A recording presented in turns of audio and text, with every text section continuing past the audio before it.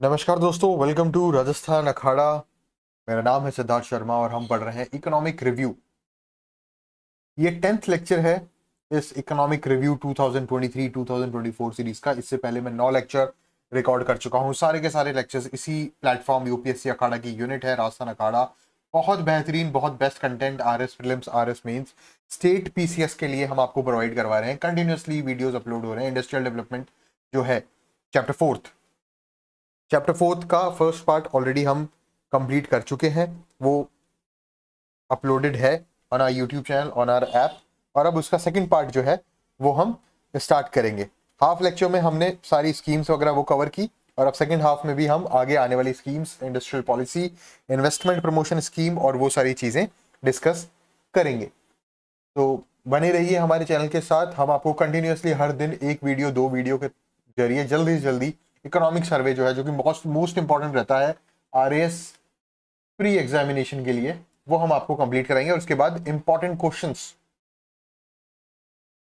मैं आपको कंप्लीट कराऊंगा। अधिक जानकारी के लिए आप हमारा चैनल राजस्थान अखाड़ा सब्सक्राइब कर सकते हैं और कंटिन्यूअसली उस प्लेलिस्ट को फॉलो कर सकते हैं जिसमें इकोनॉमिक रिव्यू कंटिन्यूअसली अपलोड हो रहा है।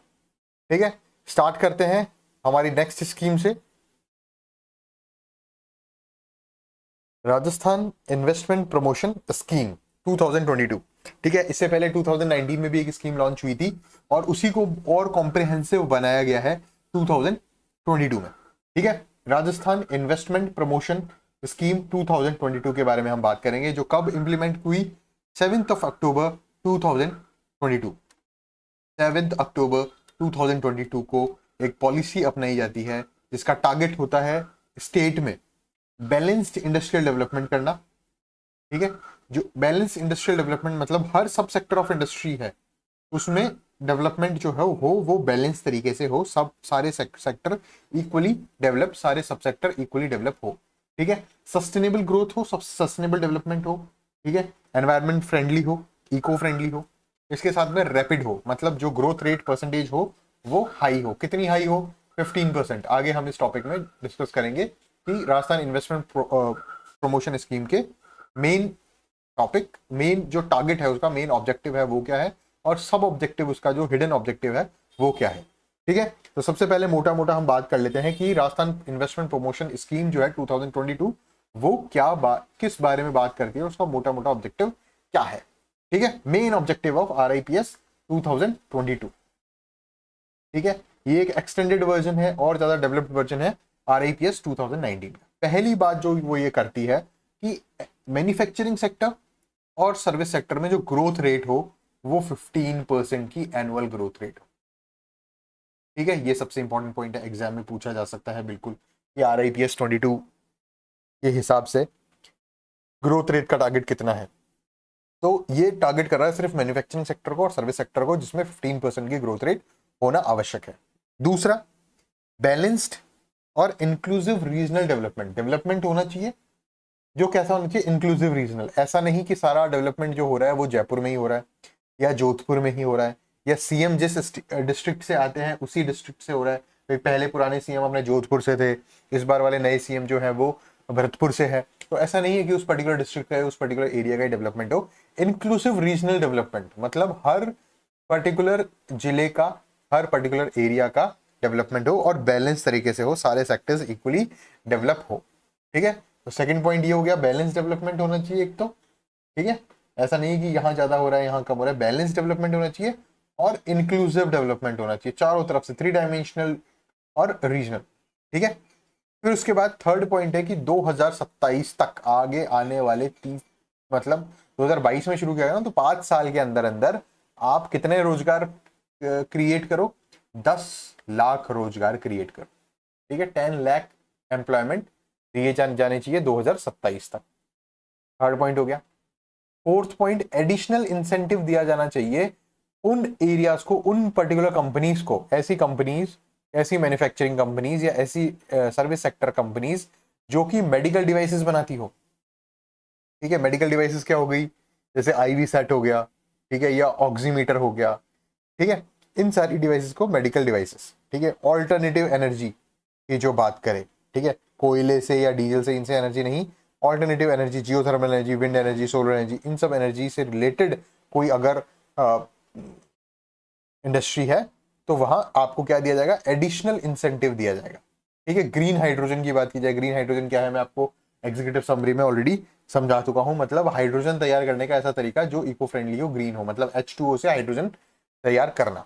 ठीक है, और प्रमोशन करना एनवायरमेंटल प्रोटेक्शन एफर्ट्स। ठीक है, एनवायरमेंटल प्रोटेक्शन एफर्ट्स को प्रमोशन देना, ये 5 इसके इको फ्रेंडली। ठीक है, ये 5 इसके टारगेट्स हैं। किस चीज के टारगेट्स है, RIPS 2022 जो कब शुरू की गई, 7 अक्टूबर 2022 में शुरू की गई। 2019 में भी एक पॉलिसी आई थी जिसकी बहुत ज्यादा कॉम्प्रिहेंसिव पॉलिसीज को बनाया गया और ज्यादा 2019 के बनस्पत। पहली चीज क्या हो गई, 15% की ग्रोथ रेट होनी चाहिए। कहां पर होनी चाहिए, मैन्युफैक्चरिंग सेक्टर और सर्विस सेक्टर में। दूसरा, बैलेंस्ड होना चाहिए ग्रोथ रेट, और रैपिड, सस्टेनेबल और इंक्लूसिव ग्रोथ रेट होनी चाहिए। ठीक है, 2027 तक 10 lakh opportunities, 10 lakh employment opportunities देनी चाहिए। फिफ्थ पॉइंट हो गया, इको फ्रेंडली प्रोजेक्ट जितने हैं, एनवायरमेंट प्रोटेक्शन एफर्ट्स जितने भी हैं वो सारे उनको प्रमोट करना चाहिए, और एडिशनल इंसेंटिव देनी चाहिए। ग्रीन हाइड्रोजन हो गया या alternative energy, medical devices type के जितने भी एरियाज हैं, जितनी भी इंडस्ट्रीज इन सारी फील्ड में काम कर रही है, उनको एडिशनल इंसेंटिव देना चाहिए। समझ में आ गई बात। आगे बात करते हैं कॉर्पोरेट सोशल रेस्पॉन्सिबिलिटी, CSR जो आपने पढ़ा होगा। ठीक है, मेंस के जो स्टूडेंट्स हैं वो CSR जो है वो सब्जेक्ट टॉपिक भी है पब्लिक एडमिनिस्ट्रेशन में। ठीक है, corporate social responsibility, corporate social responsibility क्या होती है, हर कॉर्पोरेट की, हर बिजनेस एंटिटी की एक सोशल रेस्पॉन्सिबिलिटी होती है कि वो सोसाइटी के लिए कुछ ना कुछ करे।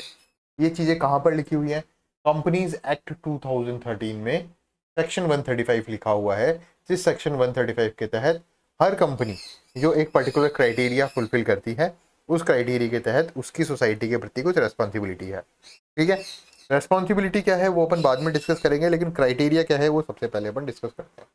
ठीक है, यहाँ पर 3 क्राइटेरिया है। पहला, कि उस पर्टिकुलर कंपनी का जो नेट वर्थ है वो 500 करोड़ से ज्यादा की होनी चाहिए। ठीक है, सेकंड, उस कंपनी का एनुअल टर्नओवर जो है वो 1000 करोड़ से ज्यादा का होना चाहिए। थर्ड पॉइंट है, उस कंपनी का जो नेट प्रॉफिट है, एनुअल प्रॉफिट, ठीक है, नेट एनुअल प्रॉफिट, वो 5 करोड़ से ज्यादा का होना चाहिए। अगर ये तीनों कंडीशंस फुलफिल हो रही है, ठीक है, मान लीजिए 500 करोड़ का इन्वेस्टमेंट है, 1000 करोड़ का टर्नओवर हो रहा है, लेकिन प्रॉफिट ही नहीं हो रहा। ठीक है, मान लीजिए प्रॉफिट हो रहा है लेकिन इन्वेस्टमेंट 500 करोड़ से कम का है, या एनुअल टर्नओवर कम का हो रहा है। इस सोशल कॉर्पोरेट सोशल रेस्पॉन्सिबिलिटी के लिए आपको ये तीनों ही कंडीशंस फुलफिल करनी होगी किसी भी एंटिटी को। अगर वो ये तीनों कंडीशंस फुलफिल कर रहे हैं तो लास्ट 3 साल के का 2% प्रॉफिट, पूरे प्रॉफिट का, लास्ट 3 इयर्स के प्रॉफिट का 2% जो है वो उसको किसी एक्टिविटीज में जो सोसाइटी के काम आए, उन एक्टिविटीज में उसको लगाना होगा 2%, जिससे कि सोसाइटी का भला हो। तो ये उस पर्टिकुलर कंपनी की सोशल रेस्पॉन्सिबिलिटी हो गई, सोसाइटी के प्रति दायित्व हो गया। ठीक है, इसको एक बार वापस बात करते हैं कॉर्पोरेट सोशल रेस्पॉन्सिबिलिटी के बारे में, क्योंकि इकोनॉमिक सर्वे में दिया हुआ है, क्वेश्चन पूछा जा सकता है। ठीक है, कंपनीज एक्ट 2013 में सेक्शन 135 लिखा हुआ है, जिसके अंतर्गत ये कहा गया है कि हर कंपनी जो ये 3 कंडीशंस फुलफिल करती है, वो कंडीशन फुलफिल करने के बाद उसका एक सामाजिक दायित्व बनता है समाज सुधार का। ठीक है, वो सुधार के बहुत सारे तरीकों से सुधार कर सकते हैं, वो सारी चीजें आगे डिस्कस करेंगे। पहले 3 कंडीशंस डिस्कस करते हैं, या तो उस कंपनी का टोटल इन्वेस्टमेंट 500 करोड़ से ऊपर का हो, या उस कंपनी का टोटल टर्नओवर, एनुअल टर्नओवर जो है वो 1 साल का 1000 करोड़ से ऊपर का हो, या फिर उसका जो नेट प्रॉफिट है वो 5 करोड़ से ऊपर का हो। ये तीनों चीजें अगर फुलफिल होती हैं तो वो कॉर्पोरेट सोशल रेस्पॉन्सिबिलिटी के लिए कंपनी एंटाइटल हो जाती है। फिर उसी एक्ट के, कौन सा एक्ट का, कंपनीज एक्ट 2013 के शेड्यूल 7 के तहत वो कुछ काम करेंगी, और वो काम क्या होगा, उस काम में वो जो सोसाइटी का भला होने वाले काम है, जैसे फॉर एग्जांपल एजुकेशन के प्रति खर्च करना, या विमेन एम्पावरमेंट के लिए खर्च करना, विमेन एजुकेशन के लिए खर्च करना, सोशल एविल्स को हटाने के लिए पैसा खर्च करना, वो पैसा कहाँ से आएगा, वही कंपनी का लास्ट के 3 ईयर का 2% प्रॉफिट जो है, वो प्रॉफिट किस में लगाया जाएगा, सोसाइटी के कल्याण के लिए लगाया जाएगा। इसे क्या कहते हैं, कॉर्पोरेट सोशल रेस्पॉन्सिबिलिटी।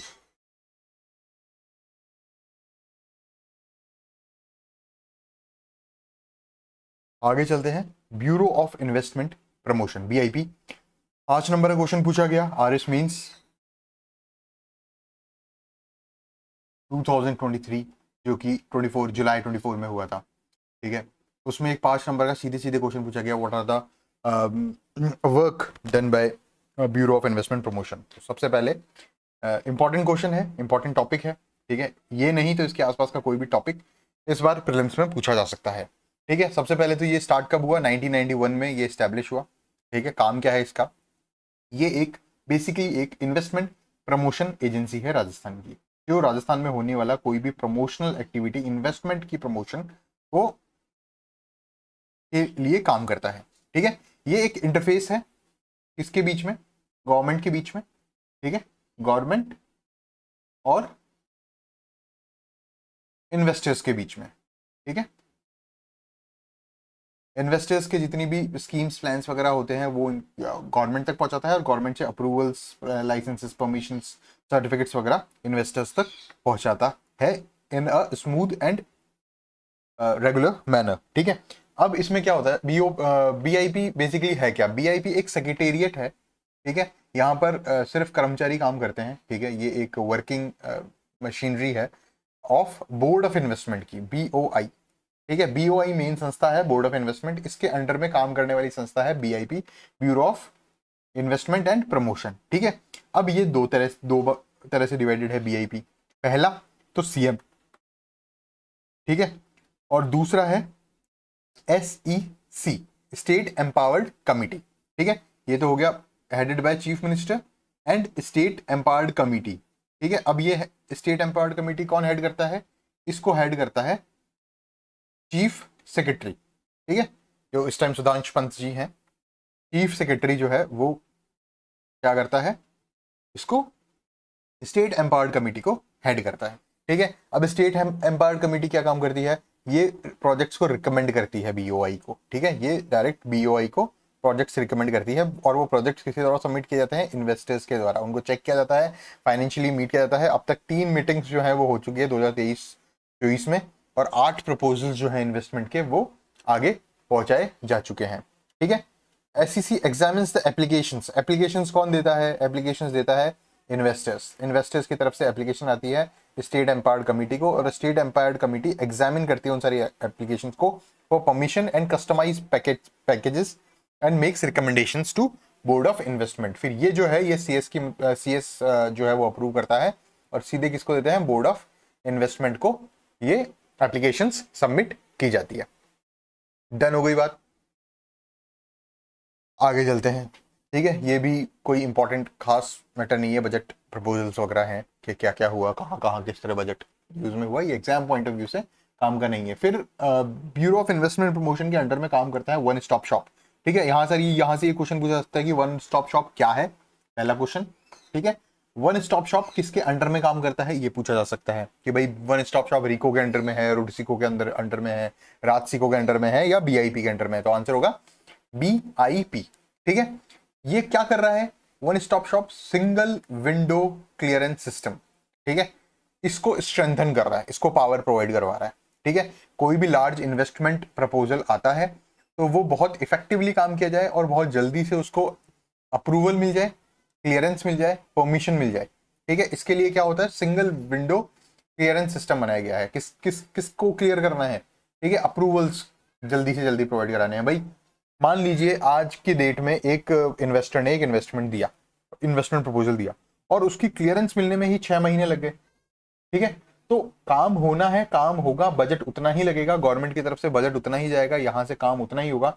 लेकिन ये जो डिले बीच में लगा है 6 मंथ्स का, इसको खत्म करने के लिए क्या बनाया गया है, वन स्टॉप शॉप बनाया गया है। ठीक है, ये वन स्टॉप शॉप जो फैसिलिटी है वो क्या है, एक ही छत के नीचे अंडर वन रूफ आपको टाइम बाउंड मैनर में क्या मिल जाएंगे, अप्रूवल्स मिल जाएंगी, क्लियरेंस मिल जाएंगी, परमिशन मिल जाएगी। ठीक है, एक ऑनलाइन पोर्टल शुरू किया गया है, राज निवेश। ठीक है, इस राज निवेश पोर्टल पर जाकर आप क्या कर सकते हैं, वन स्टॉप शॉप से जितने भी आप एप्लीकेशन अप्लाई कर सकते हैं, इन्वेस्टर अगर आप हैं तो वो डायरेक्ट काम हो सकता है। ठीक है, तो वन स्टॉप शॉप जो है वो सिंगल विंडो क्लियरेंस सिस्टम को स्ट्रेंथन करने का काम करता है। डन। नेक्स्ट टॉपिक आता है the Rajasthan micro small and medium enterprises facilitation of establishment and operation act 2019। ठीक है, कब शुरू हुआ? एग्जीक्यूटिव समरी में हम ऑलरेडी ये इन डेप्थ पढ़ चुके हैं, लेकिन फिर भी ये रिवीजन के लिए या आपको 10-15 बार रिवीजन करना ही पड़ेगा प्री से पहले। तो ठीक है, यहाँ चैप्टर में आ रहा है, इसको ऐसे पढ़ लेते हैं। 17 जुलाई 2019 तो क्या हुआ, ये एक्ट जो है ये इनएक्ट हुआ। क्या एक्ट है ये, क्या कहता है ये एक्ट, किस काम में आता है एक्ट? ये एक्ट कह रहा है कि जो माइक्रो स्मॉल और मीडियम एंटरप्राइजेस हैं राजस्थान के, उनको फैसिलिटेशन दिया जाए एस्टैब्लिशमेंट का और ऑपरेशन का। मतलब उनको इस्टेब्लिश करने के लिए थोड़ी सी हेल्प की जाए और उनके ऑपरेशन जो कंटिन्यू ऑपरेशन कर रहे हैं उसके लिए थोड़ी हेल्प की जाए। ये दो चीजें ये एक्ट प्रोवाइड करा रहा है। ठीक है, इसके लिए एक पोर्टल बनाया गया है rajudyogmitra.rajasthan.gov.in। ये पोर्टल कब से शुरू हुआ? ये पोर्टल शुरू हुआ 12 जून 2019। पहले ये पोर्टल शुरू हुआ और बाद में ये एक्ट आया। इसमें क्या होता है कि कोई भी एमएसएमई यूनिट है वो सबसे पहले एक डिक्लेरेशन ऑफ इंटेंट जो है वो इलेक्ट्रॉनिकली या फिजिकली नोडल एजेंसी को सबमिट करती है। ठीक है, एक नोडल एजेंसी बना रखी है, उसको क्या करना है, डिक्लेरेशन ऑफ इंटेंट सबमिट करना है कि भाई हम एमएसएमई हैं और हमें ऑपरेशन और फैसिलिटेशन का वो चाहिए। ठीक है, हेल्प चाहिए। इसके बाद नोडल एजेंसी क्या करती है, एक एक्नॉलेजमेंट सर्टिफिकेट इशू करती है। ठीक है, तो जिसको एक्नॉलेजमेंट सर्टिफिकेट इशू हो जाएगा उसको यहाँ एस्टेब्लिशमेंट में और ऑपरेशन में थोड़ी सी हेल्प मिलेगी। किस तरह से हेल्प मिलेगी?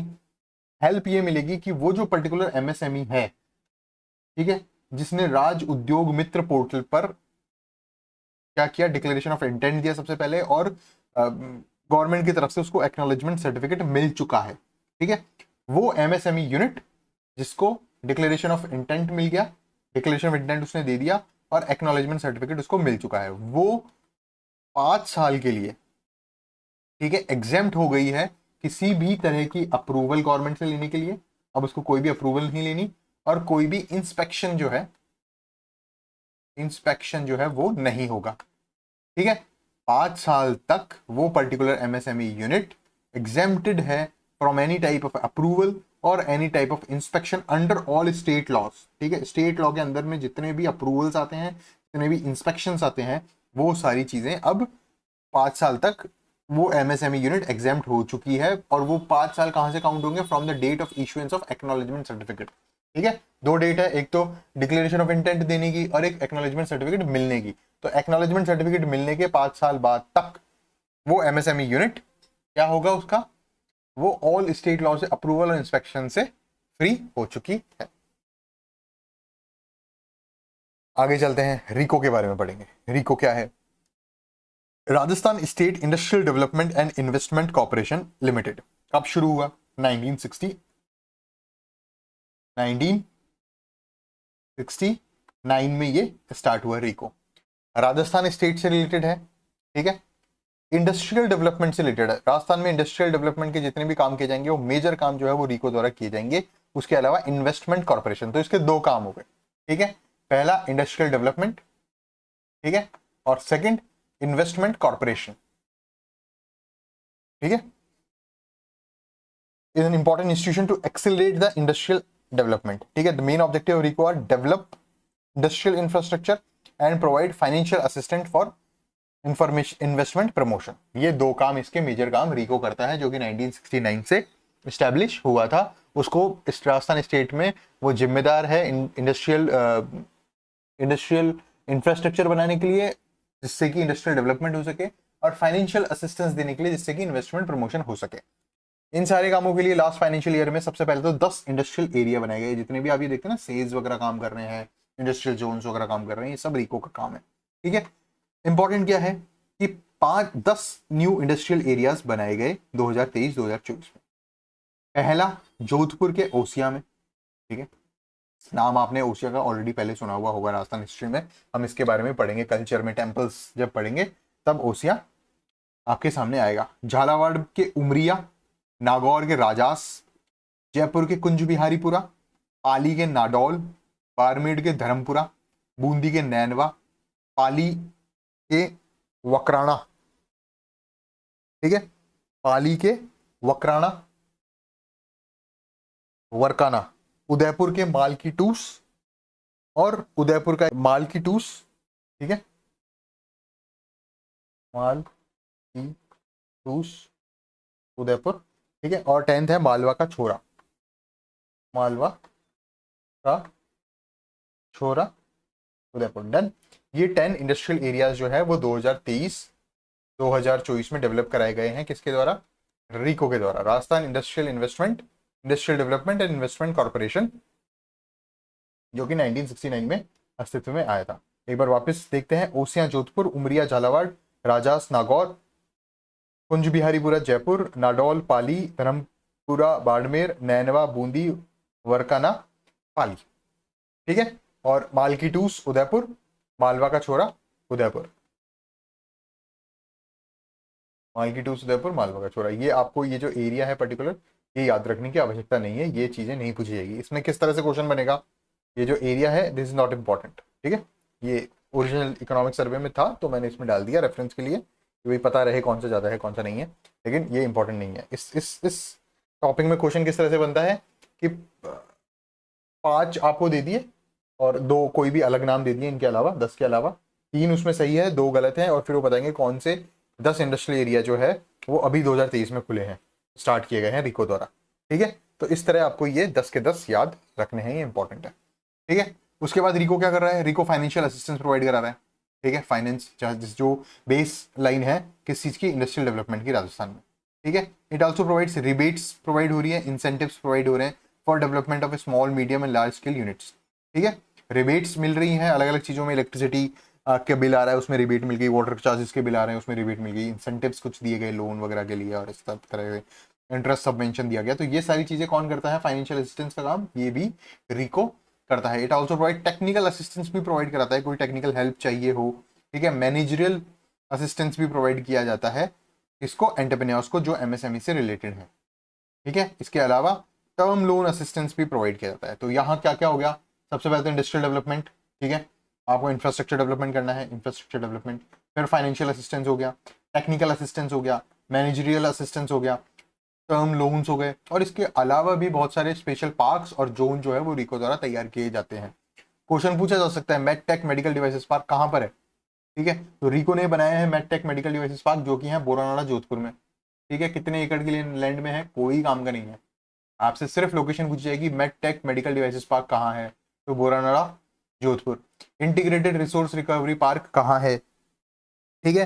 तो अगर आपको याद होगा, आपने पढ़ा हुआ होगा, आपने एग्जीक्यूटिव समरी जो मैंने पढ़ाई है वो ढंग से याद होगी, मेरे को तो याद है, मैंने उस टाइम पढ़ाई हुई थी। इंटीग्रेटेड रिसोर्स रिकवरी पार्क कहाँ पर है? तो ये जयपुर में है, ठीक है। जयपुर में कहाँ पर है? तो जयपुर में हौलाई में है, जमवा रामगढ़ में है, जमवा रामगढ़, ठीक है। और जमवा रामगढ़ कहाँ पर है? थुलाई, हौलाई, जयपुर, ठीक है। इंटीग्रेटेड रिसोर्स रिकवरी पार्क, ये मैच द फॉलोइंग टाइप से भी क्वेश्चन पूछा जा सकता है कि कौन सा सही मैच नहीं है। तो MedTech medical devices park Boranada Jodhpur, integrated resource recovery park Jamwa Ramgarh Jaipur, ठीक है। ये देखिए ये आ गया जमवा रामगढ़ जयपुर। और ये किस लिए है? To promote pollution control and environmental protection in this park the process of allotment of plot, ठीक है। रिसोर्स रिकवरी किस लिए? एग्रो फूड पार्क की बात की जाए तो एग्रो फूड पार्क जो है वो ऑलरेडी रिको ने 4 डेवलप कर दिए हैं। कहाँ कहाँ कर दिए हैं? पहला है बोरानाड़ा जोधपुर, दूसरा कोटा, तीसरा अलवर, चौथा श्री गंगानगर, ठीक है। इसके अलावा एक agro and food processing zone भी रिको ने बनाया है, जो कि है तिनवारी जोधपुर में, ठीक है। तो चार चार एग्रो फूड पार्क जो है, ठीक है, वो कहां पर है? पहला तो हो गया जोधपुर बोरानाड़ा, दूसरा हो गया कोटा, ठीक है, तीसरा हो गया अलवर, और चौथा हो गया श्री गंगानगर, ठीक है। ये 4 हो गए। अब ये जोधपुर के बोरानाड़ा में, डन। इसके अलावा agro food and processing zone, ये तो फूड पार्क हो गए। Agro food and processing zone, जहां पे प्रोसेसिंग भी हो रही है फूड के साथ साथ, वो कहां पर है? तिनवारी जोधपुर में, डन हो गई बात। जापानीज जोन कहां पर है? जापानीज जोन है Neemrana industrial area Sikar. Goods sports goods and toys zone कहां पर है? रिको ने डेवलप किया है, कहां पर है? खुशखेड़ा भिवाड़ी में है, ठीक है। भिवाड़ी एक अलग डिस्ट्रिक्ट बन चुका है अभी भी। Khushkhera industrial area Bhiwadi, sports goods and toys zone. तो सीधी सीधी बात है, आपसे पूछा जाए मेडटेक मेडिकल डिवाइसेस पार्क कहाँ पर है, Borona Jodhpur. Integrated resource recovery park कहाँ पर है, Jamwaramgarh Tholai industrial area of Jaipur. Agro food park कितने हैं, 4 है भाई, Borona Jodhpur, Kota, Alwar, Shri Ganganagar. Agro food and processing zone कहाँ पर है, टिनवारी, जोधपुर में। Sports goods and toys zone कहाँ पर है, Khushkhera industrial area, Bhiwadi. Japanese zone कहाँ पर है, निमरान इंडस्ट्रियल एरिया, अलवर। ठीक है, बिल्कुल इजी सा, इसको याद करना है, सीधे सीधे घोट के पी जाना है।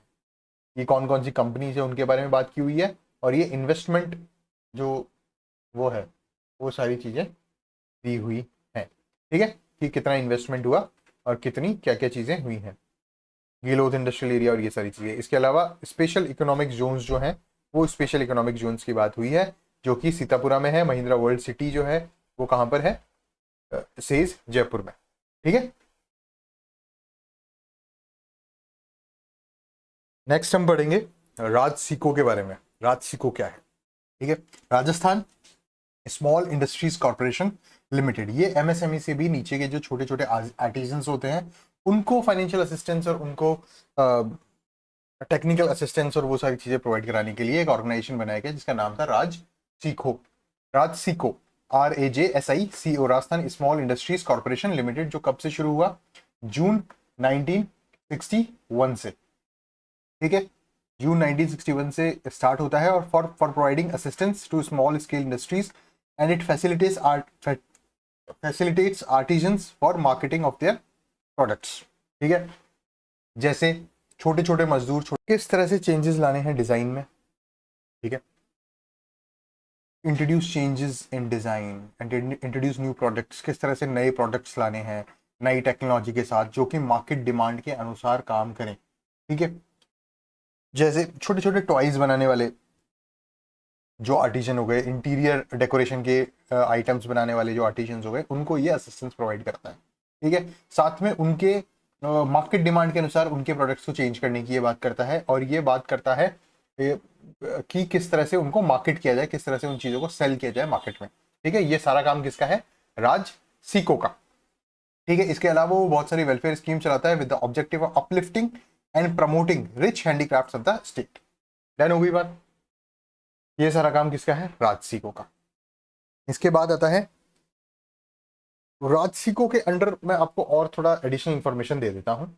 ठीक है, जैसे आप मानिए कि राजसिको और क्या क्या काम करता है। ठीक है, अब यहां पर इसने आर्टिजन्स को हेल्प कर दी, आर्टिजन्स ने कुछ प्रोडक्ट्स बना दिए XYZ। अब ये XYZ प्रोडक्ट्स जो है ये बिकेंगे कहां पर, तो राजसिको ने एक स्टोर का नाम दे रखा है राजस्थली, एक स्टोर बना रखा है राजस्थली के नाम से, राजस्थली के नाम से। अब ये स्टोर कहाँ कहाँ है, ये 3 जगह है। ठीक है, पहला ये स्टोर है उदयपुर में, दूसरा ये स्टोर है दिल्ली में, और तीसरा है ये कोलकाता में। ठीक है, इन तीनों स्टोर्स पे राजस्थली के नाम से प्रोडक्ट जो है जो बेचता है, जो प्रोडक्ट इसको आर्टिजन्स प्रोवाइड करवाते हैं उनके मार्केटिंग के लिए। ठीक है, और ये एम्प्लॉयमेंट प्रोवाइड करवाता है 10,000 से ज़्यादा लोगों को। ठीक है, इनलैंड डिपो है, PM गति शक्ति योजना जो है उसके साथ कोलैबोरेशन में काम कर रहा है। तो ये सारी चीज़ें जो है वो राजसिको की हैं। आगे चलते हैं, RFC की बात हम करेंगे, Rajasthan financial corporation. Rajasthan financial corporation कब स्टैब्लिश हुआ, 1955 में, 1955 में। ठीक है, रिको कब हुआ था, 1969 में। राजसिको कब हुआ था, 1961 में। तो इस तरह से ये जो चीजें हैं ये इंपॉर्टेंट है, ये चीजें पूछी जा सकती है RS प्रीलिम्स एग्जामिनेशन में, हद इंपॉर्टेंट चीजें मैं आपको बता रहा हूँ। अब ये भी क्या करता है, राजस्थान फाइनेंशियल कॉर्पोरेशन भी, providing financial assistance to MSME micro small and medium enterprises units for industrial projects. ठीक है, RFC has played an important role in industrialization in the state। जो काम रिको करता है वही RFC करता है, लेकिन ये ज्यादातर इसका काम रहता है फाइनेंशियल असिस्टेंस प्रोवाइड कराने का, लोन्स प्रोवाइड कराने का। ठीक है, अब लोन्स कौन कौन से आते हैं RFC के अंडर में, जैसे जनरल प्रोजेक्ट लोन स्कीम है। ठीक है, स्कीम फॉर सर्विस सेक्टर अलग है, सरल स्कीम है, स्विच ओवर लोन स्कीम है।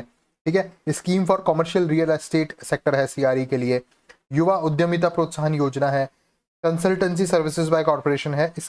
इसके साथ साथ फाइनेंसिंग सोलर पावर प्रोजेक्ट्स जो है ये सारी चीजें जो है ये कौन शुरू करता है, कौन प्रोवाइड करवाता है, लोन की अलग अलग तरह की ये फाइनेंस स्कीम है फॉर एमएसएमई, ठीक है, इंडस्ट्रियल प्रोडक्ट के लिए, आरएफसी राजस्थान फाइनेंशियल कॉर्पोरेशन, जो स्टार्ट हुआ 1955 से। अब बात करते हैं युवा उद्यमिता प्रोत्साहन योजना की। जैसा कि आपको पता है युवा उद्यमिता, उद्यमिता मतलब इंडस्ट्रियल सेक्टर से रिलेटेड है और किसको टारगेट कर रही है, युवा को, ठीक है, युवा मतलब यूथ, यूथ जिसकी मैक्सिमम एज 45 हो, ठीक है। सबसे पहला डेटा एज लिमिट क्या होनी चाहिए इस स्कीम के तहत आपको अगर फायदा उठाना है तो ये 45 के अंदर अंदर आपकी एज होनी चाहिए। दूसरा ये कब शुरू की गई, तो ये फाइनेंशियल ईयर 2013 2014 में ये स्कीम शुरू होती है, ठीक है। इसके अंदर अंतर्गत क्या किया जाता है, इसके अंतर्गत युवाओं को, जो ग्रेजुएट युवा हैं उनको उनका पार्टिसिपेशन इंडस्ट्रियलाइजेशन में बढ़ाने के लिए उनको लोन प्रोवाइड किया जाता है to establish industrial units in the state, ठीक है। क्या टारगेट है, 1000 यूनिट्स का टारगेट है। तीसरा डेटा क्या है, 1000 यूनिट्स का इसमें टारगेट है। पहला 45 एज लिमिट कब शुरू हुई, 2013-14, ठीक है। ऑब्जेक्टिव तीसरा मैंने आपको बता ही दिया, इंडस्ट्रियलाइजेशन यूथ का इन्वॉल्वमेंट बढ़ाने के लिए।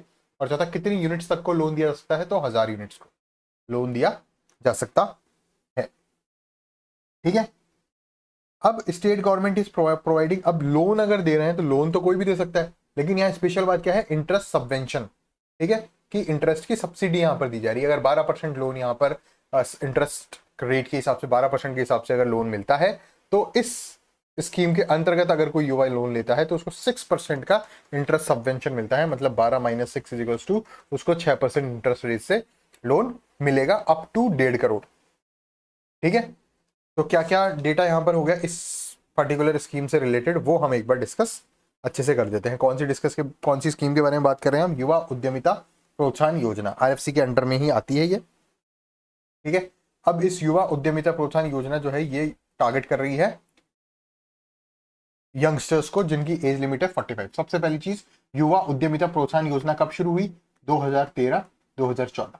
एज लिमिट कितनी है, 45। कितने यूनिट्स को टारगेट कर रही है, 1000 यूनिट्स को ये मैक्सिमम लोन देगी। कितने तक का लोन मिलेगा, 1.5 करोड़ का। इंटरेस्ट सबवेंशन कितना है, 6%। बस इस डेटा के अलावा इस स्कीम से बाहर कोई क्वेश्चन नहीं आएगा, अगर आ सकता है तो वो ऑब्जेक्टिव पर आ सकता है, और ऑब्जेक्टिव है to ensure participation of youth in the industrialization of the state. The corporation has launched, ठीक है, कॉर्पोरेशन कौन सा, आरएफसी की स्कीम है, ठीक है, to provide loan to the youth to establish industrial units in the state. कितनी units, 1000 units. Done हो गई बात, आगे चलते हैं। वेस्टर्न डेडिकेटेड फ्रेट कॉरिडोर, ठीक है, माल वाहक कॉरिडोर है ये, माल का एक जगह से दूसरी जगह ना। आपको पता है उत्तर प्रदेश में दिल्ली से भी आगे एक जगह है दादरी, दादरी से, मान लीजिए दादरी है, दादरी को क्रॉस करते हुए दिल्ली होते हुए अलवर, राजस्थान, जोधपुर होते हुए, और ये पूरा कॉरिडोर जो है वेस्टर्न डेडिकेटेड कॉरिडोर कहाँ जाके खत्म होता है, कहाँ से शुरू होता है, दादरी से। डन। और कहाँ पर खत्म होता है, जवाहरलाल नेहरू पोर्ट पर, ठीक है, जवाहरलाल नेहरू पोर्ट। ये पूरा एरिया कितना है, 1504 किलोमीटर का। यहां पर क्या होगा, मालवाहक कॉरिडोर है ये, फ्रेट कॉरिडोर है, ठीक है, डेडिकेटेड फ्रेट कॉरिडोर। कहां से शुरू हो रहा है, दादरी यूपी से लेकर जेएलएन पोर्ट मुंबई तक, ठीक है। 1504 है। इंपॉर्टेंट डेटा का क्या है, 38%। 38% क्या है, इस पूरे कॉरिडोर का 38% हिस्सा जो है वो राजस्थान में आता है। ये जो हिस्सा आप यहाँ पर देख रहे हैं ये पूरा हिस्सा राजस्थान के अंदर अंदर, ठीक है। ये फिर इसके आगे गुजरात, मुंबई, महाराष्ट्र शुरू हो गया, इससे पहले दिल्ली, हरियाणा और यूपी का एरिया हो गया। लेकिन ये जो एरिया है ये 38%, टोटल 1504 किलोमीटर का टोटल फ्रेट कॉरिडोर है, जिसमें से 38% जो है वो राजस्थान के अंदर आता है।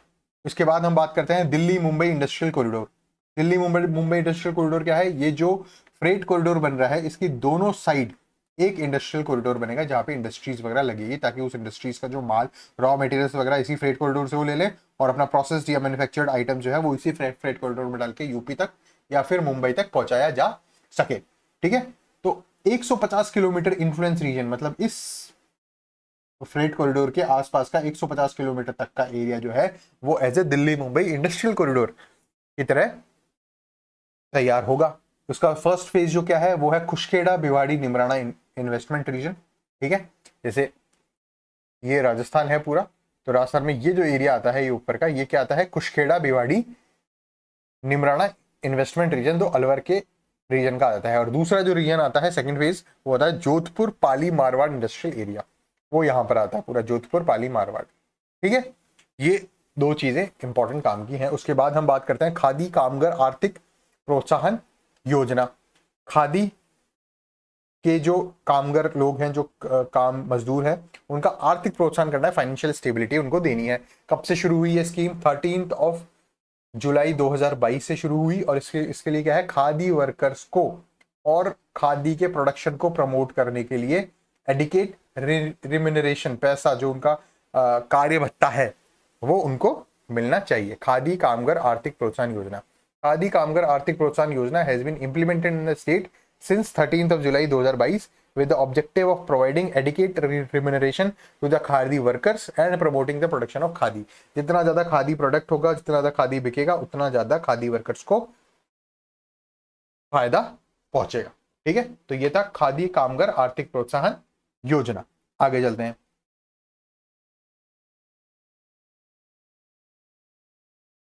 खादी प्रोत्साहन से ही जुड़ा हुआ ये नेक्स्ट पॉइंट हमारा आ रहा है रिबेट का। ठीक है, कि रिटेल सेल जो होती है खादी गारमेंट्स की स्टेट में, उस पर टोटल डिस्काउंट मिल रहा है 50%। ठीक है, ये डिस्काउंट किस तरह से दिया जाएगा? 35% जो है वो तो दिया जाएगा स्टेट गवर्नमेंट के द्वारा। ठीक है, इसके अलावा 10% एग्जेम्पशन दिया जाएगा मार्केटिंग डेवलपमेंट असिस्टेंस द्वारा 10%, और 5% एग्जेम्पशन दिया जाएगा बाय इंस्टीट्यूशंस, वेरियस इंस्टीट्यूशंस जो खादी ग्रामोद्योग से जुड़े हुए हैं। टोटल 50% का जो रिबेट है वो खादी ड्रेसेस वगैरह पे, खादी गारमेंट्स पे वो आपको मिलेगा। ठीक है, ये भी एक पॉइंट इकोनॉमिक सर्वे में मेंशन्ड है। ठीक है, उसके बाद आते हैं मिनरल रिसोर्सेज ऑफ राजस्थान। आपको पता है राजस्थान में टोटल 81 मिनरल्स पाए जाते हैं, 81 different type of minerals Rajasthan में पाए जाते हैं। लेकिन ऐसा नहीं है कि वो 81 के 81 जमीन के अंदर मौजूद हैं। ठीक है, लेकिन निकलते कितने हैं? यहाँ पर 81 है। ठीक है, पृथ्वी के अंदर। लेकिन जो एक्सट्रैक्ट किए जाते हैं, जो माइन किए जाते हैं करंटली, वो केवल 58 है। बात समझ में आ गई? राजस्थान में यूं तो 81 मिनरल्स पाए जाते हैं। ठीक है, यहाँ की चट्टानों में 81 मिनरल्स मौजूद हैं, लेकिन जो ऑफिशियली माइंड किए जाते हैं, ठीक है, करंटली माइंड जो किए जा रहे हैं वो कितने हैं? 58। तो ये दो आंकड़े इंपॉर्टेंट है कि राजस्थान में कितने मिनरल्स पाए जाते हैं। तो 81 डिफरेंट टाइप ऑफ मिनरल्स पाए जाते हैं, कितने माइन किए जाते हैं, तो उसका आंसर हो जाएगा 58। अब राजस्थान सोल प्रोड्यूसर किसका है? सोल प्रोड्यूसर मतलब कि राजस्थान के अलावा वहां और कहीं किसी स्टेट में वो होता ही नहीं है, प्रोड्यूस ही नहीं होता। लेड एंड जिंक ओर, ठीक है, सिर्फ राजस्थान में प्रोड्यूस होता है। And concentrate, selenite, wollastonite. ठीक है, ये 3-4 चीजें जो हैं ये कहाँ मिलती हैं? सिर्फ राजस्थान में। इसके अलावा entire production of silver, calcite और जिप्सम जो है वो राजस्थान में होता है। ठीक है, सिल्वर जैसा कि आपको पता है, उदयपुर में ज्योग्राफी में आप पढ़ेंगे कि उदयपुर में जावर माइंस जो है वहां पे सिल्वर पाया जाता है। ठीक है, कैल्साइट जो है वो थार डेजर्ट के आसपास के एरिया में पाया जाता है, और जिप्सम जो है वो जोधपुर के आसपास का एरिया, जैसलमेर के आसपास का एरिया, बाड़मेर के आसपास के एरिया में जिप्सम अधिक मात्रा में पाया जाता है। इसके अलावा और भी बाकी चीजें, बाकी मिनरल्स जो हैं वो राजस्थान में काफी अच्छी मात्रा में पाए जाते हैं।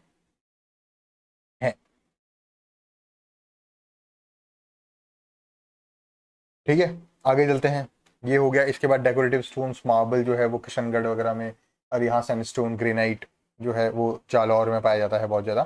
Cement grade steel grade limestone जो है वो राजस्थान में बहुत ज़्यादा पाया जाता है। तो ये सारी चीज़ें जो हैं वो राजस्थान मिनरल से रिलेटेड है। इसके अलावा एक कॉर्पोरेशन और काम कर रहा है राजस्थान में, इसका नाम है Rajasthan state mines and minerals limited, जो कि लाइसेंस प्रोवाइड करवाता है इस चीज के, माइनिंग से रिलेटेड और इन सारी चीजों के रिलेटेड, और उसकी मार्केटिंग से रिलेटेड, मतलब माइन करने के लिए किसी भी मिनरल को।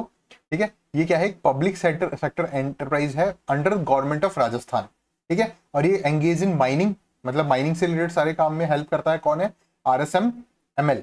ठीक है, उसके बाद मार्केटिंग जो होती है उन मिनरल्स की, वो भी कौन करता है? RSMML। ठीक है, the prime objective of the company is to achieve cost effective technological innovations। cost effective technological innovations जो है वो कौन करता है? RSMML। ठीक है, इसके अलावा diversification of minerals downstream projects भी RSMML करता है। इसके अलावा यहाँ पर और ज्यादा इंपॉर्टेंट कुछ बचता नहीं है। ऑयल एंड नेचुरल गैस की बात करते हैं तो ऑयल एंड नेचुरल गैस जो है वो सबसे ज्यादा जो है वो पाया जाता है यूनाइटेड स्टेट्स, उसके बाद चाइना और उसके बाद इंडिया। ठीक है, ये यहाँ पर सबसे ज्यादा कंजम्पशन होता है इन सब चीज का। इंडिया जो है वो थर्ड लार्जेस्ट कंज्यूमर है, सबसे ज्यादा कंजम्पशन का होता है यूएस में, सब फिर उसके बाद चाइना में और थर्ड नंबर पे इंडिया में। ठीक है, और इंडिया में कितना क्रूड ऑयल पाया जाता है 5.3%, लेकिन कंजम्पशन कितना होता है 12.6%। तो ये जो डिफरेंस है ये क्या होता है, ये बाहर से इंपोर्ट किया जाता है। ठीक है, रेस्ट 87.4% इंपोर्ट किया जाता है। ठीक है, अब स्टेट का क्या सिग्निफिकेंस है? स्टेट का सिग्निफिकेंस ये है भैया कि पूरे ऑल ओवर इंडिया में जो क्रूड ऑयल प्रोड्यूस होता है वो होता है 29.36 मेट्रिक टीपीए। ठीक है, और केवल राजस्थान में, सिर्फ अगर राजस्थान की बात की जाए तो वो होता है 14.95। ठीक है, million metric ton per annum. ठीक है, 29.36, और इसका लगभग 50% जो हो गया वो कितना हो गया, सॉरी 50% नहीं, 14.95% इसका। ठीक है, इस पूरे प्रोडक्शन का 14.95% कहाँ होता है, राजस्थान में होता है। वो कितना हो गया, 4.39 million metric ton per annum. समझ में आ गई बात? ये हो गया 29.36 million metric ton per annum का 14.95% हो गया 4.39 million metric ton per annum. ठीक है, ये राजस्थान से होता है। अब राजस्थान में कहाँ होता है, राजस्थान में 4 पेट्रोलिफेरस बेसिन्स हैं। ठीक है, जिसमें टोटल एरिया कितना है, 1,50,000 स्क्वायर किलोमीटर्स का एरिया है। ये ऑलरेडी हम एग्जीक्यूटिव समरी में मैं आपको पढ़ा चुका हूं, लेकिन चैप्टर में है तो आपको डिस्कस करना पड़ रहा है। ठीक है, ये एक डेटा बहुत ज्यादा इंपॉर्टेंट है, ये दूसरा डेटा बहुत ज्यादा इंपॉर्टेंट है। ये चीजें आप रट लीजिए, ये एग्जाम में आएंगे। ठीक है, 4 पेट्रोलिफेरस बेसिन कौन कौन से है? पहला है बाड़मेर साचोर बेसिन, जिसके अंतर्गत बाड़मेर डिस्ट्रिक्ट आता है, साचोर डिस्ट्रिक्ट आता है और जालोर डिस्ट्रिक्ट आता है। ठीक है, ये पूरा राजस्थान है, तो इसमें ये वाला जो एरिया है ये पहला वाला पॉइंट हो गया। ठीक है, फिर आता है जैसलमेर बेसिन। जैसलमेर बेसिन में जैसलमेर डिस्ट्रिक्ट आता है, ये जैसलमेर बेसिन हो गया, और ये जैसलमेर डिस्ट्रिक्ट सिर्फ एक आता है इस बेसिन में। थर्ड हो गया बीकानेर नागौर बेसिन, इसके अंदर अंतर्गत आने वाले डिस्ट्रिक्ट हैं बीकानेर, नागौर, श्रीगंगानगर, हनुमानगढ़, चूरू डिस्ट्रिक्ट। ये वाला एरिया जो है पूरा, ये थर्ड पेट्रोलिफेरस बेसिन है। फोर्थ आता है विंध्यन बेसिन, जिसके अंदर अंतर्गत कितने डिस्ट्रिक्ट होते हैं, कोटा, बारा, बूंदी, झालावाड़, और थोड़ा सा पार्ट आता है भीलवाड़ा का।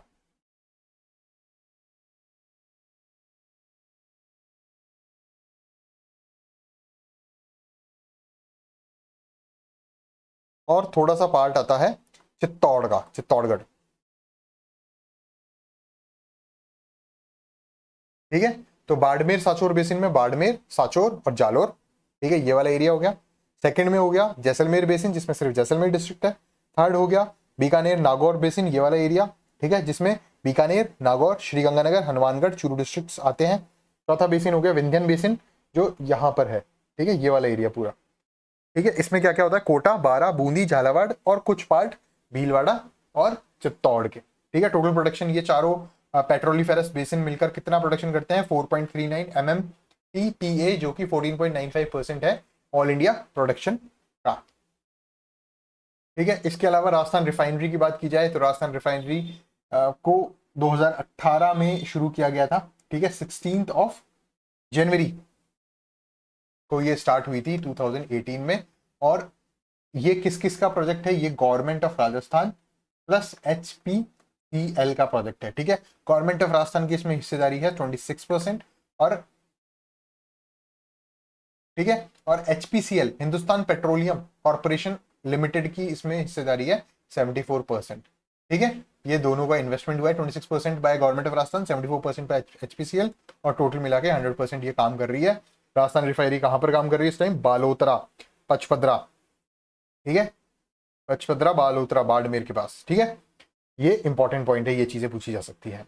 लेबर की बात की जाए तो लेबर 28 जून 2022 को एक 28 जून 2022 को एक नोटिफिकेशन जारी हुआ राजस्थान स्टेट गवर्नमेंट के द्वारा, जिसमें अलग अलग मिनिमम वेजेस जो हैं unskilled workers, semi skilled workers, unskilled workers, semi skilled workers, skilled workers और हाईली स्किल्ड वर्कर्स के लिए बताई गई, जो कि है 259 रुपीज, 271 रुपीज, ठीक है, 283 रुपीज और 333 रुपीज। अब ये चारों किस किस चीजों के लिए है? जैसे अनस्किल्ड कोई वर्कर है जिसको कुछ भी नहीं आता, कोई स्किल उसके पास नहीं है, तो उसको 259 रुपीज पर डे रेम्युनरेशन मिलेगा, मिनिमम वेज इतनी मिलेगी। उसके बाद में कोई सेमी स्किल्ड है, ठीक है, तो उसको मिलेगी 271 रुपीज, ठीक है, कितने हो गए? 12 रुपए यहां बढ़ गए। उसके बाद स्किल्ड वर्कर कोई है तो उसको मिलेंगे 283 रुपए, कितने रुपए बढ़े? प्लस 12, ठीक है। और अगर कोई हाईली स्किल्ड वर्कर है तो उसको 333 रुपए मिलेंगे, प्लस 50 रुपए उसके और। बात समझ आई? लेबर रेट्स जो है राजस्थान में वो इस तरह से काम कर रही है। अनस्किल्ड वर्कर को मिनिमम वेज मिल रहा है 259 रुपीज, सेमी स्किल्ड वर्कर्स को इससे 12 रुपए ज्यादा मिल रहा है 271 rupees per day, skilled worker को मिल रहा है 283 से 12 रुपए ज्यादा, और हाईली स्किल्ड वर्कर को मिल रहा है 333 रुपीज पर डे। और ये इफेक्टिव कब से है? 1 जुलाई 2021 से। आगे बात करते हैं, ये लेबर्स के लिए ही रिलेटेड कुछ स्कीम्स हैं जो मोटा मोटी हम एक बार देख लेते हैं। हालांकि इस टॉपिक से अभी तक आज तक कोई क्वेश्चन नहीं आया है, लेकिन फिर भी आरपीएससी का कोई भरोसा नहीं, एक बार ओवरव्यू करना बहुत ज्यादा इंपॉर्टेंट है, ठीक है। निर्माण श्रमिक शिक्षा और कौशल विकास योजना, ठीक है। निर्माण श्रमिक जो है उनके चिल्ड्रन की शिक्षा और कौशल विकास हेतु मिनिमम 8,000 रुपए दिए जाएंगे और मैक्सिमम जो है वो 25,000 रुपए दिए जाएंगे, ठीक है। और स्कॉलरशिप लाभार्थियों के लिए जो 6 क्लास से ऊपर होंगे, ठीक है। ये अलग अलग इंटेलिजेंट स्टूडेंट्स के लिए अलग अलग क्राइटेरिया है। तो 8,000 से लेकर 25,000 आप ये एक वो ध्यान में रख लीजिए। उसके बाद assistance scheme for beneficiaries under normal और एक्सीडेंटल डेथ और इंजरी, ठीक है। असिस्टेंस देना है बेनिफिशियरीज को, लाभार्थियों को, नॉर्मल डेथ होती है या एक्सीडेंटल डेथ होती है उस केस में, ठीक है। तो अगर नॉर्मल डेथ हो रही है तो 2 लाख रुपए मिलेंगे, ठीक है। अगर एक्सीडेंटल डेथ हो रही है काम करते करते, भाई कुछ निर्माण कार्य चल रहा है और निर्माण कार्य के तहत कोई दुर्घटना हो गई, तो वहां पर 5 लाख रुपए मिलेंगे, ठीक है। अगर कोई परमानेंट डिसेबिलिटी हो गई है, पूरी तरीके से वो डिसेबल हो गया बंदा, तो उसको 3 लाख रुपए मिलेंगे। और अगर पार्शियल डिसेबिलिटी हो गई है तो उसको 1 लाख रुपए मिलेगा, ठीक है। और कोई इंजरी अगर होती है तो 5,000 से 20,000 रुपए एक्स्ट्रा मिलेंगे। तो ये एक असिस्टेंस मिलता है, ठीक है। तो इसमें नेचुरल डेथ अगर हो रही है किसी श्रमिक की तो उस लाभार्थी को मिलेंगे 2 लाख रुपए, एक्सीडेंटल डेथ हो रही है 5 लाख रुपए, पार्शियल डिसेबिलिटी परमानेंट डिसेबिलिटी हो रही है 3 लाख रुपए, और अगर पार्शियल डिसेबिलिटी हो रही है तो 1 लाख रुपए मिलेगा। प्रसूति सहायता योजना के तहत अगर कोई लड़की का जन्म होता है, ठीक है, तो उसको 21,000 रुपए मिलेंगे माता जी को, और अगर किसी लड़के का जन्म होता है तो 20,000 रुपए मिलेंगे मदर को, ठीक है, अगर वो श्रमिक है तो, और रजिस्टर्ड मेल बेनिफिशियरी, ठीक है, registered beneficiary wife of a registered male beneficiary, मतलब अगर कोई मेल लाभार्थी है, रजिस्टर्ड श्रमिक है, तो उसकी वाइफ को मिलेंगे 20,000 अगर बॉय होता है तो, और 21,000 रुपए अगर कोई गर्ल होती है तो। डन हो गया। और उसको ये चीजें 3 किश्तों में मिलेगी, ठीक है। वो 3 किस्तें क्या है भाई? डिलीवरी होते के साथ तो आप 5,000 रुपए दे दो, ठीक है। उसके बाद 1 साल अगर कंप्लीट होता है, डिलीवरी के 1 साल बाद आपको फिर 5,000 रुपए दे दिए जाएंगे, ठीक है। उसकी ये हो गए 10,000। और अगर उसके बाद अगर वो 5 साल कंप्लीट कर लेती है, ठीक है, डिलीवरी प्लस 5 साल प्लस एडमिशन इन स्कूल, तो उसमें 10,000 रुपए और दे दो, ठीक है। और अगर वो लड़की है तो 11,000 रुपए। तो ये 3 जो है ये इंस्टॉलमेंट में मिलेगा प्रसूति सहायता योजना में। ये यहाँ मैंने इसको डिटेल में बता रखा है। 5,000 रुपए तो डिलीवरी टाइम पर, डिलीवरी के 1 साल बाद फिर वापस 5,000 रुपए, और डिलीवरी के 5 साल बाद with a condition of admission into a school में 10,000 रुपए मिलेंगे इन केस ऑफ बॉय, और 11,000 रुपए मिलेंगे इन केस ऑफ गर्ल, ठीक है। उसके बाद सिलिकॉसिस असिस्टेंस स्कीम के बारे में बात करेंगे। सिलिकॉसिस एक बीमारी होती है जो कि डस्ट एरियाज में रहने पर, या फिर आप डस्ट से रिलेटेड कोई काम कर रहे हैं, ठीक है, तो लंग्स में सिलिकॉसिस, सिलिका बेसिकली सिलिका से ये बीमारी हो रही है, सिलिकॉसिस, लंग्स डैमेज होते हैं इनमें, ठीक है। तो अगर सिलिकॉसिस अफेक्टेड पर्सन है तो उसको 3 लाख रुपए दिए जाएंगे। ये इनक्योरेबल डिजीज है, लेकिन इसका रिहेबिलिटेशन और हेल्प करने के लिए ये 3 लाख रुपए दिए जाएंगे। और अगर डेथ हो जाती है तो 2 लाख रुपए दिए जाएंगे डिपेंडेंट को, ठीक है। नेक्स्ट स्कीम आती है निर्माण श्रमिक औजार टूल किट असिस्टेंस स्कीम। 2,000 रुपए जो है वो मिलेंगे टूल किट लेने के लिए। ठीक है, कोई भी किसी भी तरह का लेबर है तो अपने पर्टिकुलर काम करने के लिए जो उसको टूल किट चाहिए होगा उसके लिए 2,000 रुपए उसको मिल जाएगा। ठीक है, निर्माण श्रमिक सुलभ्य आवास योजना के तहत आपको 1.5 लाख रुपए मिलेंगे। अगर आप एक श्रमिक हो तो मैक्सिमम ग्रांट जो है वो 1.5 लाख रुपए होगी। शुभ शक्ति योजना के तहत 55,000 रुपए मिलेंगे। ठीक है, अनमैरिड डॉटर्स के लिए, रजिस्टर्ड बेनिफिशियरीज जितने भी हैं, जो भी श्रमिक रजिस्टर्ड हैं लाभार्थी, उनकी अनमैरिड डॉटर के लिए 55,000 रुपए शुभ शक्ति योजना के तहत मिलेंगे। इंपॉर्टेंट है, इसको याद कर लीजिए। ठीक है, शुभ शक्ति योजना 55,000 रुपए मिल रहे हैं श्रमिकों को। प्राइमरी ऑब्जेक्टिव क्या है? To support and strengthen the daughters of labour families in Rajasthan for higher education, vocational training, starting business, skill development training and marriage. ठीक है, इसके अलावा नेक्स्ट आता है रोजगार आधारित जन कौशल विकास कार्यक्रम राजक्विक। इसमें क्या हो रहा है? रोजगार आधारित मतलब एम्प्लॉयमेंट टारगेटेड जन कौशल विकास, लोगों का कौशल विकास, स्किल डेवलपमेंट किया जाएगा इस टारगेट से कि उनको रोजगार मिल सके। The scheme aims to provide employment opportunities to unemployed youth for providing them employment oriented skill training. Skill training वही दी जाएगी जो एम्प्लॉयमेंट ओरिएंटेड हो। ठीक है, रोजगार आधारित, नाम से ही शुद्ध हो रहा है ये, रोजगार आधारित जन कौशल विकास कार्यक्रम। ठीक है, ये यहां पर सीधा हो गया। रिक्रूट करना है सबसे पहले, ट्रेन करना है और डिप्लॉय करना है। ट्रेनिंग वही मिलेगी, स्किल्स वही मिलेगी जो एम्प्लॉयमेंट देने के लिए काम में आए। उसके बाद स्वरोजगार आधारित कौशल शिक्षा महाअभियान, ऐसा कौशल की शिक्षा देनी है जिससे कि स्वरोजगार मिल सके, मतलब सेल्फ एम्प्लॉयमेंट बंदा कर सके, बिजनेस स्टार्ट कर सके। यहाँ राजक्विक में क्या हो रहा था? राजक्विक में वो स्किल डेवलपमेंट हो रहा था जिससे कि जॉब मिल सके। ठीक है, सक्षम में क्या हो रहा है कि ऐसा स्किल डेवलपमेंट हो रहा है कि सेल्फ एम्प्लॉयमेंट मिल सके, लोग खुद ही रोजगार प्रोवाइड कर सके। ठीक है, this scheme aims to create self employment opportunities at a local level by enabling the youth and women of the state with suitable training programs and linking them with self employment opportunities। Done हो गई बात। इसके बाद समर्थ। समर्थ में क्या करना है? Tribals जितने भी हैं, दलित हैं, नारी निकेतन, बालघर, प्रिजन इनमेट्स हैं, ठीक है, या जो पुअरेस्ट से पुअरेस्ट मार्जिनल कम्युनिटीज हैं, बेगर्स हैं, ठीक है, इन लोगों को एम्प्लॉयमेंट या सेल्फ एम्प्लॉयमेंट अपॉर्चुनिटीज के लिए सेल्फ रिलायंट बनाना ट्रेनिंग प्रोग्राम्स के द्वारा, वो क्या कहलाता है? समर्थ। तो अपने पास तीन प्रोग्राम्स हो गए। पहला हो गया राजक्विक जॉब के लिए, दूसरा हो गया सक्षम सेल्फ एम्प्लॉयमेंट के लिए, और तीसरा हो गया समर्थ। समर्थ किसके लिए है? समर्थ बेसिकली जो कुछ नहीं कर सकते, जो पुअरेस्ट ऑफ द पुअर लोग हैं, जो प्रिजन से निकल के आए, जिनका कोई आगे पीछे कोई नहीं है और बस उनको तो सीधे एम्प्लॉयमेंट भी देना है, सेल्फ एम्प्लॉयमेंट भी देना है, उनको सेल्फ रिलायंट बनाना है बाय ट्रेनिंग प्रोग्राम्स। डन हो गई बात। ये हमारा इंडस्ट्रियल डेवलपमेंट का पूरा लेक्चर यहाँ कंप्लीट होता है।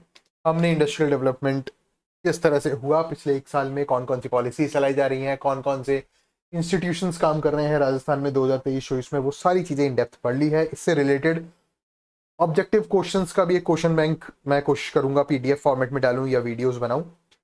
आपका काम क्या है?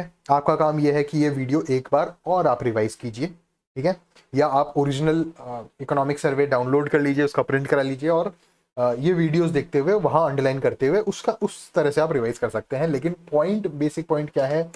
बेसिक पॉइंट है रिविजन। एक बार पढ़ने से कुछ नहीं होगा, आपको कम से कम 3-4 बार उस टॉपिक को रगड़ना पड़ेगा। इकोनॉमिक सर्वे मैंने आपको एक बार करा दिया है, एक शॉर्ट वीडियो मैं और बनाऊंगा, मैराथन वीडियो, जिसमें मैं आपको पूरा इकोनॉमिक सर्वे रिवाइज कराऊंगा, ठीक है। लेकिन अभी के लिए आप खुद के स्तर पर भी आपको क्या बनना पड़ेगा? आपको सेल्फ रिलायंट बनना पड़ेगा। तो आज के लिए इतना ही, फिर आगे और नेक्स्ट चैप्टर हम स्टार्ट करेंगे, ठीक है। नेक्स्ट चैप्टर शुरू होगा सर्विस सेक्टर, ठीक है। सर्विस सेक्टर से पहले इंफ्रास्ट्रक्चर डेवलपमेंट की भी बात की जाएगी। तो इसके साथ हमारे 4 चैप्टर्स अब तक कंप्लीट हो चुके हैं। 5th जो चैप्टर हम शुरू करेंगे इंफ्रास्ट्रक्चर डेवलपमेंट, नेक्स्ट लेक्चर से हम शुरू कर देंगे 5th chapter. Thank you friends.